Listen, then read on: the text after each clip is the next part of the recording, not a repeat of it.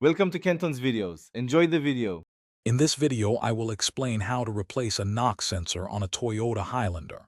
First, ensure your engine is cool before starting any work. Begin by disconnecting the negative terminal of your vehicle's battery for safety. Next, you will need to drain the engine coolant and then carefully remove the intake manifold. This step is crucial as it provides the necessary access to the knock sensors located beneath. Take your time with each connection. With the intake manifold removed, you will clearly see the two knock sensors. They are typically located in the valley of the engine block.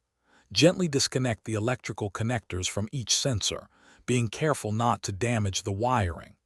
Then, using a 27 mm socket, unbolt and remove the old sensors.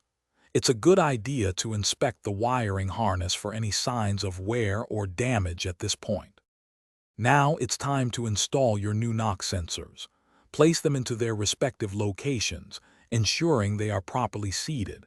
Use a torque wrench to tighten them to the manufacturer's specification, which is often around 29 foot-pounds.